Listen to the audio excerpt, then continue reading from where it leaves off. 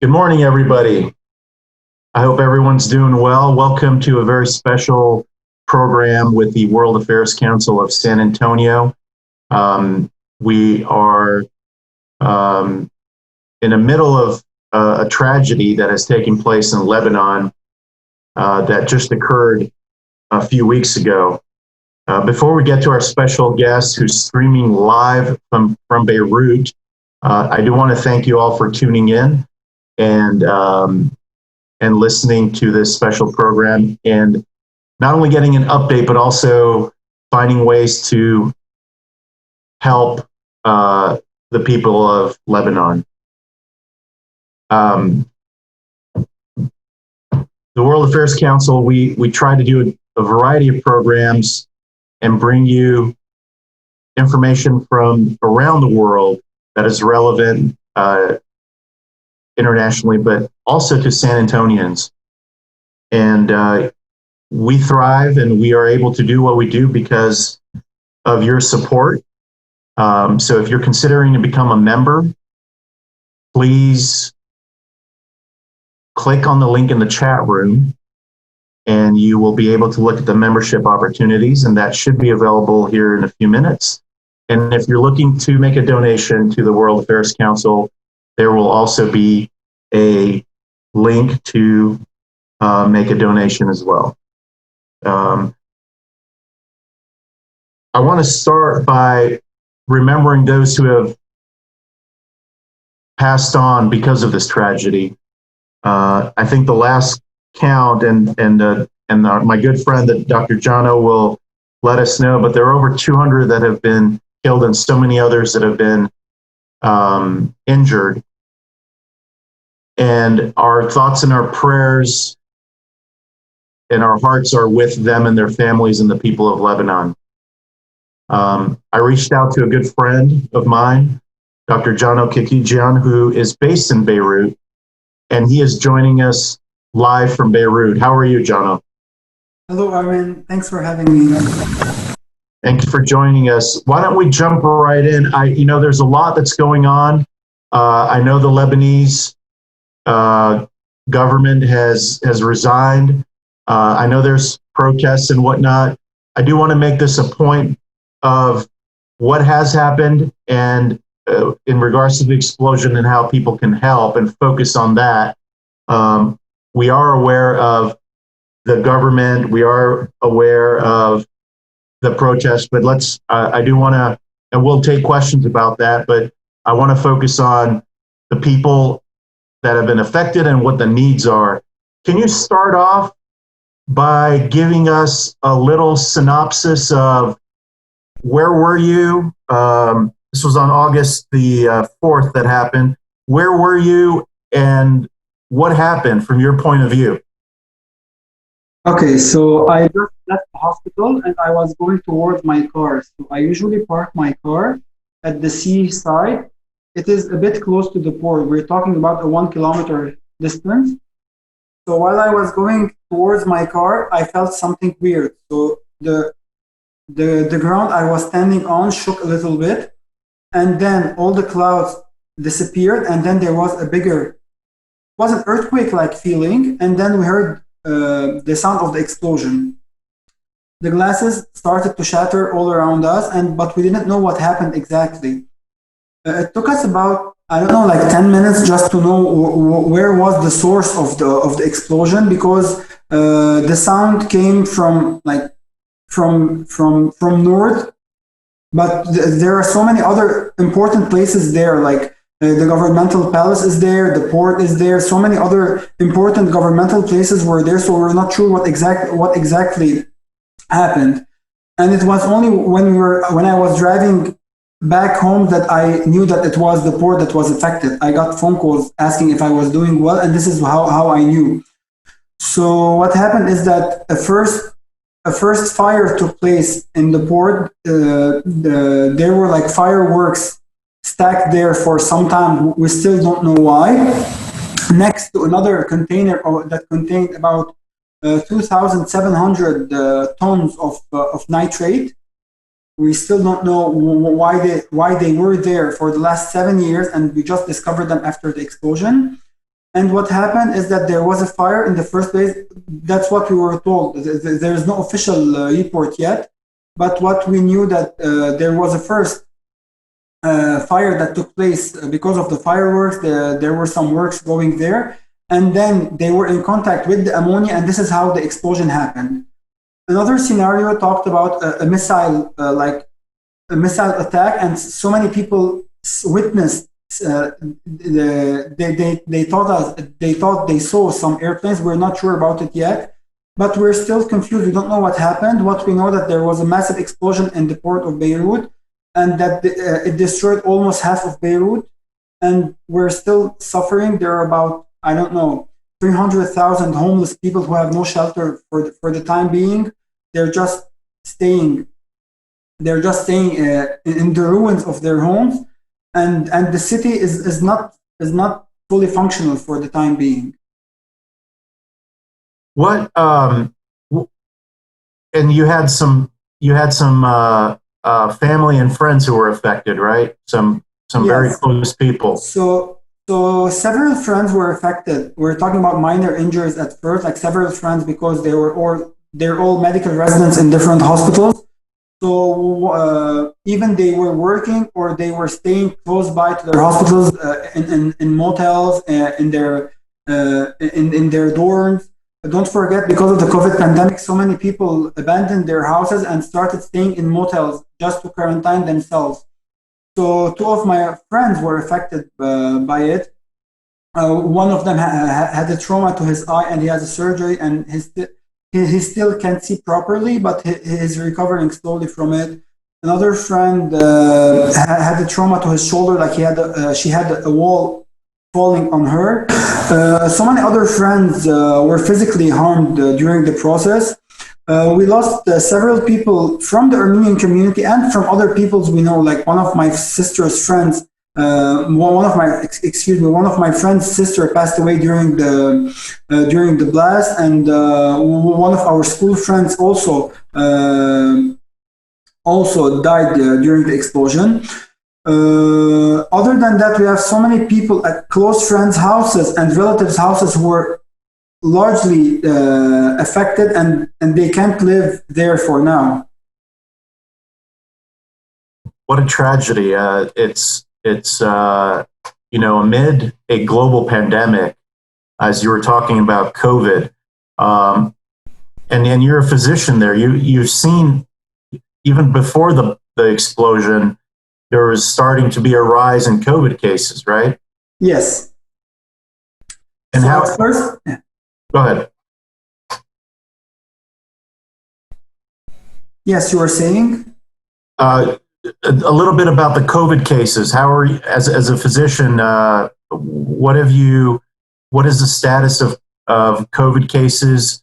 And is there testing? How is from your perspective, what are you seeing with the cases coming in prior to and after the explosion?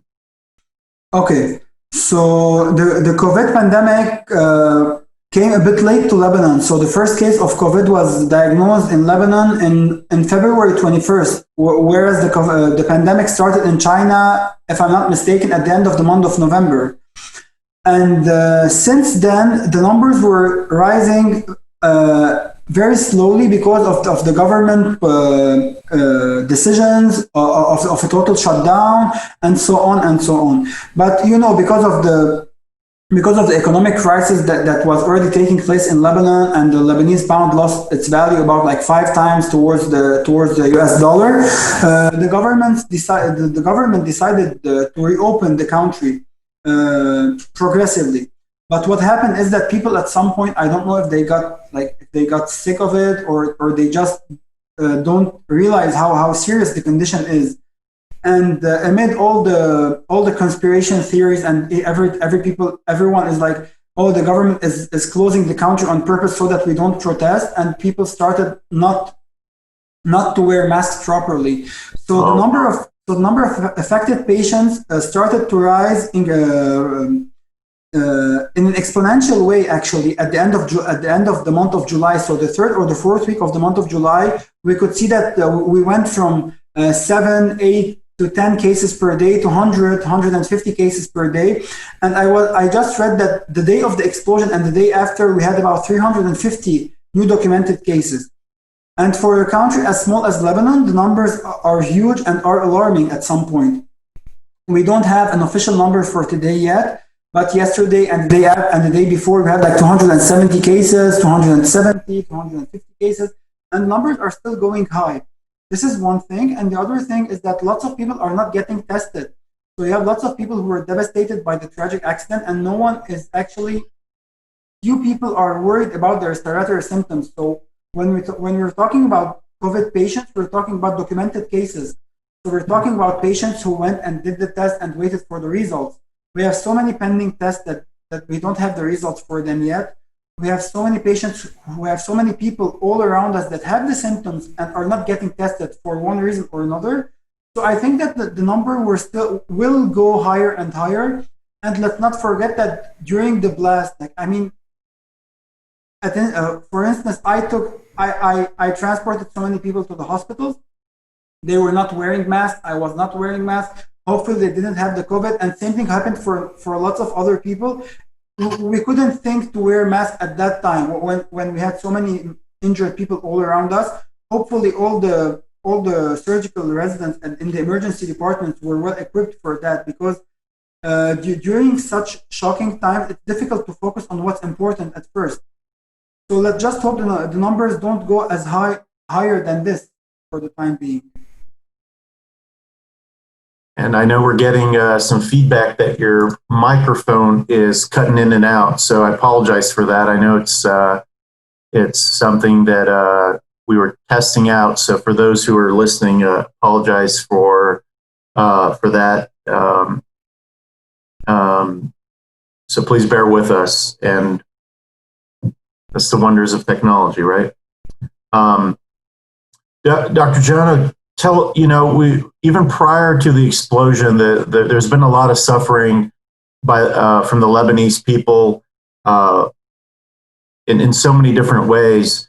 Talk to us a little bit about even prior to this, the food shortage and homelessness. What has that been like from your perspective?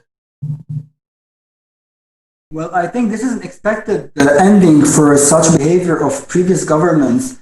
I don't want to talk a lot about politics, but let's just say that all the governments that came to Lebanon from after the end of the civil war in 1990 till now, none of the governments did a substantial change in order to make Lebanon a more livable place for people like poorer people or even the middle class.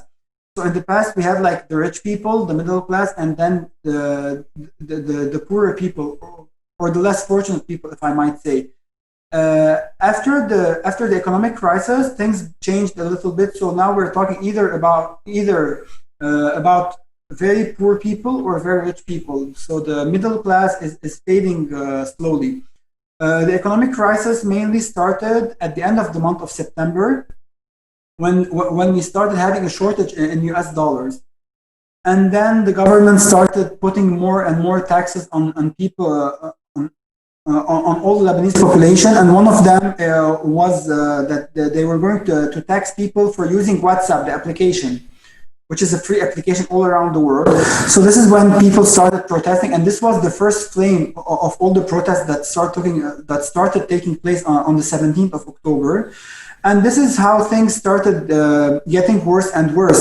So at the same time that the protests were taking place, we had a shortage in US dollars.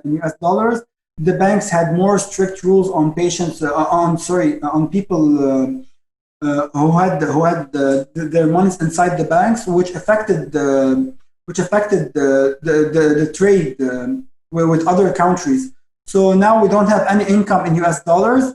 And we keep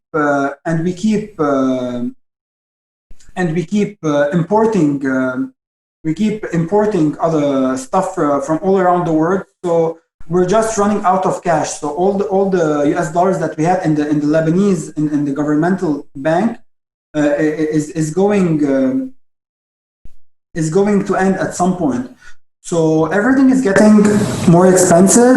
The Lebanese pound lost its value about 5 times towards the US dollar, and it's still getting worse. Like before that, for the past 20 years, for the past 30 years, let's say one US dollar was the equivalent of 1,500 Lebanese pounds. Mm. Now it's about 8,000 Lebanese pounds. So it's even more than 5 times the previous value. So which means that everything became almost 5 times more expensive. Even the things that are getting made in Lebanon that are not imported, that are not imported, we're just buying stuff, the primary material just to make them. For example, the poultry, they're buying the fertilizers, so they have to label everything with US dollars, which means that everyone who had a low income, who lived on a budget, can't live properly now. So we have a shortage in food, and we have a shortage in currency, if I might say. Let's look at the relief efforts. You talked about the relief efforts. There's been an outpour of support. I know the Armenian community has been very helpful in the diaspora. I know Together for Lebanon is one of the areas of one of the organizations on Facebook that is trying to gather some donations. I know locally the St. George Church here in San Antonio is collecting donations as well, and you'll find links to those organizations in the chat room. I know the Doctors Without Borders. I know your hospital, Jeannot, is also collecting donations. What are some of the immediate needs and that you have seen that would be helpful? So we have several things, but I think the most immediate one is what comes to medical supplies. I know that so many countries already offer medical supplies, but let's not forget that it's not only the blast. We also have the COVID pandemic, so we have a shortage of surgical masks. I know from the hospital here that we have a shortage of surgical masks. All hospitals have a shortage of masks because of the economic crisis, and everything went up like 5 times. Everything became somehow 5 times more expensive. So even with all the helps we're getting from outside, like from Arab countries, from Europe, from the States, we still have a shortage of medical supplies. What's more concerning for me is that one of the hospitals that got affected the most was the Karantina Governmental Hospital, which is the closest hospital, if I'm not mistaken, to the blast area. And it's a governmental hospital where all the chronic medications, and here I'm talking about all the cancer medications, the expensive stuff were being stored. And they announced that almost 90% of the drugs and the supplies there were totally destroyed by the explosion. So here we have another concern that at some point cancer patients might not have access to their proper treatment. Wow. There's a note that the Rotary Club, from one of the Rotarians, the Rotary Club of Cedars Foundation, of LA Cedars Foundation, is also collecting donations. Carrie, if you want to post a link to that would be great to do. So thank you for that recommendation. If you have any questions, please go ahead and put them in the Q&A. We're also taking a look at the chat room, but if you have specific questions for Dr. Jeannot, please place them in the Q&A as we're moving forward. And I think the sound has subsided a little bit, so thank you for bearing with us. Also, thanks to the University of Incarnate Word for hosting this and sponsoring this webinar, coming in live from Beirut. a little bit about you, Dr. Jeannot. Are you originally from Lebanon? Were you born and raised there? Yes, I was born and raised in Lebanon, so I continued my studies. I graduated in 2016. I got my degree in general medicine, and then I specialized in internal medicine, and now I'm working at the UBMC in the chemotherapy infusion unit with cancer patients mostly. I see. I see. So you're specifically focused on working with cancer patients. Yes, for the time being. I see. How, there's been a lot through the years, civil wars and tensions and whatnot. How have you seen Lebanon grow and develop since you're born and raised there? Well, I don't think there is much to say about it. I mean, all the world knows it now that it's just we're going downhill, and it keeps getting worse from wherever we stop. Like the governments kept doing what they did the best for the last few years. They just take debts from other countries and then they spend it for a suspicious. I don't know what they really do with all this money and on all these funds that they get. And the country is getting worse slowly. It's getting worse and worse with time. So I really don't know if we're on the right path, and I don't know where we're heading to, because from the angle I'm seeing it, things are not that bright for me. I mean, for the last month before the blast, some hospitals started closing their doors because they didn't have any supplies anymore. So while everything became about 5 times more expensive, of course the government is supplying the hospitals with the chronic medications, but everything else, we're talking about the IV bags, the chains, the services, everything else is related to the US dollar, which is not. Everything became 5 times more expensive. So even some hospitals closed down their doors, and others were threatened to close. So I don't know how a country can survive without hospitals in the first place. I mean, like imagine the blast that took place a week ago. If all the hospitals were not functional, how would all the wounded people get treated? And we would have way more dead people than we have right now.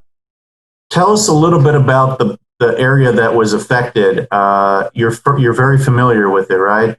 Yeah. What kind of businesses, the people there, homes? Tell us about that neighborhood, which on camera seems like a large area, but what are some of the things that we could find in those neighborhoods that were severely impacted? Okay. So when it comes to the explosion, we had 3 affected areas. We had immediately like the most severely affected areas, and then we have lesser severe areas, and then we had the areas that were affected the least. So the most affected areas were the port of Beirut and the area surrounding it. As you know, the port of Beirut is the biggest port in Lebanon. We have other ones in different cities. But the one in the capital is the biggest one. So we had lots of storage there. We're talking about the wheat silos, which is all the reserve for the wheat for the Lebanese population. They said that only 20% of the silos were full at the time of the explosion, and most of them were not harmed. But let's face it, they were damaged. They cannot be used anymore. So this is the first thing.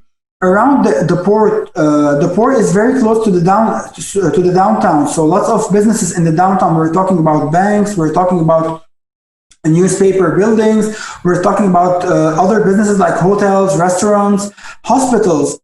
So the hospitals, even the ones that were not that close to the port, they were far a little bit. But I don't know if you're familiar with the Lebanese architecture. So we have like lots of hills. So not everything is horizontal.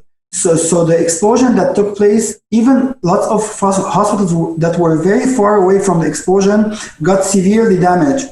For example, there was a hospital that was further than my house that got affected, and my house where I live wasn't affected at all.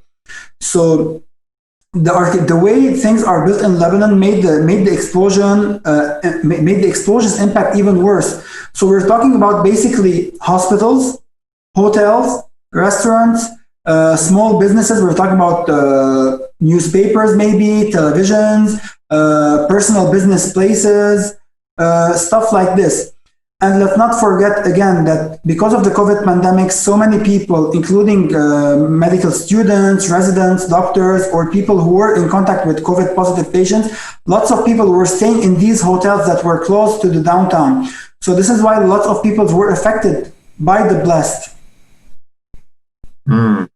How about the ethnic groups? I know there's a large Armenian community. What other ethnic groups live in that area? True. So right next to the port, we have a region called the Marmikhail region, and next to it we have the whole Ashrafiyeh / Burchamud region. So mostly they're I don't want to talk about in a sectarian way, but mostly they're Armenian and Christian communities living there. Okay, but again, because of the war, because of the pandemic, because of the war in Syria, we had lots of other minorities that were living in the area at the same time. I see. But yes, it's mainly lots of Armenian. A large part of the Armenian community lives in the Marmikhail region, and a lot of other, like the rest of the Armenian people most of it live in the Burchamud area, which is about like 3 to 4 minutes away from the port by car. So again, they were severely affected, and here we're talking about the Burchamud neighborhood is mainly the Armenian community of the middle class and poorer status, if I might say. Wow. Well, thank you for all of this information. This is bringing light to what has transpired there. And my understanding is that the explosion was felt as far away as Cyprus, if I'm not mistaken, or yes, heard. That's actually true. At first, we thought it was a joke, and then we were told that no, it is true. Because like everyone likes to exaggerate few stuff. We thought that what we saw, and what we felt wasn't as big as we felt it to be. No, we were told that no, it was that big. And after what happened, when we saw all the footages, all the videos, I'm sure everyone all around the world saw the videos of the explosion the moment it happened, because of the fire that took place at first. So people started shooting it. So they were just like filming a simple fire. Little did they know that way bigger explosion will take place. And there were so many different perspectives and different camera angles. Yes. The famous one with the bride who was getting her picture taken. Do you also live? How close do you live to the blast? Actually, I don't live that close, to be honest. I mean, I live like 10 kilometers away from the Beirut port, but still, my parents were home when it happened, and they felt the building shaking, and they thought it was an earthquake. Wow. But luckily, we had the windows open, so we didn't have none of the glasses were shattered in my place. But we're talking about like 1 or 2 neighborhoods before us. Lots of people who had damaged houses. So this is how far the damage went. Wow. Yes. Let's repeat some of the organizations that are providing help. There is Together for Lebanon, which is an Armenian entity that is helping locally in San Antonio. St. George, sa.org is the Maronite church, which actually Armenians, the small community here, utilizes for services. So we appreciate St. George. sa.org to check them out, as well as the Doctor's Hospital, Dr. Jeannot's Hospital. Those links are in the chat room, as well as the Rotary Club, which I was very happy to hear as a Rotarian that they are also helping out. So a lot of help is coming, and hopefully you have to be careful with these organizations because sometimes they may not get to the people. So the organizations we looked at are ones that Dr. Jeannot has recommended and that we've looked at that we think would be the most appropriate. Anything else to add about the help needed there in organizations? Yeah, so as I was saying, that the most immediate help is in the medical field, all the medical supply, surgical masks, and first aid kits and stuff like that. But we also have a shortage, I think, not an immediate shortage, but we'll have very, very soon, we'll have a shortage in food, like mainly in bread and stuff like that. So I don't know how the government is planning to do. Actually, there is no government anymore to do something about it. So I don't know what the people will do about it. And I also wanted to mention that the Lebanese Red Cross is also having a donation campaign, and they were also affected because of the COVID pandemic as well as the blast itself. So firefighters lost their lives during their humanitarian job. Like all the NGOs here are thriving, are just trying to survive all these catastrophes, and this is why every single penny that can be donated to these organizations can make a big difference. We're not talking about the suspicious organizations that have like big names and we don't know where the money goes. We're talking about organizations where we're seeing the efforts being made on the streets. We're seeing how they're helping people and how they're making us go through our days. So the Lebanese Red Cross, different hospitals. One of them is the AUBMC where I work right now. The Lebanese Jaiteo hospital that was severely damaged because of the blast. And it's important to mention that this is the only hospital in Lebanon and probably in the Middle East that has a burn unit. So we had lots of burn patients during the blast, and I'm not sure if they had the proper care because of the shortage, because of everything that happened in the hospital itself. Thank you very much, Dr. Jeannot Kekedjian from Beirut, Lebanon. Thank you for everyone's patience with the sound. We tested this yesterday and it seemed to go okay, so apologies for that. Please keep us updated. You have a direct contact here as far as support is concerned. Please let us know. We will try to get the word out as best as we can. The World Affairs Council, the Armenian community. So please utilize us. If it's okay with you, I will share your email with our supporters. Yes, in case they want to follow up and they have ideas for support, if that's okay. Sure. Thank you for tuning in to the World Affairs Council special program on the tragedy in Beirut, Lebanon. We want to thank Dr. Jeannot Kekedjian for taking time.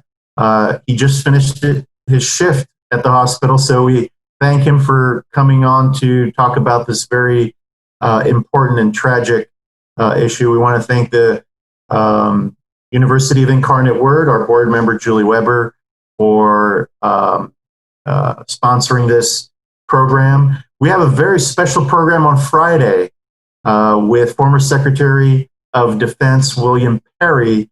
He will be on to talk about nuclear weapons, his new book with Mr. Colina, who will join us on Friday. Be sure to check us out in the chat room for membership opportunities, for donations, and we appreciate all of your support. Dr. Jeannot, any departing words? I just want to thank you for giving me this opportunity to talk about what happened last week. And I really want to apologize to everyone for the sound issue because I'm having the interview from the hospital because I just finished my shift. And I don't know, I'm not sure what's the problem with the microphone, but I just think the message got clearly to the audience. Well, we'll have to have you back when things settle down, and maybe we could throw in some political conversations too at that time. Who knows? But we want to thank you, and you're getting lots of love from our audience. So thank you all for tuning in. Please Keep everyone in Lebanon in your hearts and your thoughts and your prayers. But mostly, click on those links to see how you can help, whether it's items and surgical masks or first aid kits or your dollars to help support the people and our brothers and sisters across in Beirut, Lebanon. Thank you again, Dr. Jeannot Kekedjian, live from Beirut. Thank you for tuning in. We will see you Friday at 1 o'clock with former Secretary of Defense, William Perry. You all have a great rest of the week. And Dr. Jeannot, please give our best to our friends and our brothers and sisters in Lebanon. Thank you. You all have a great day.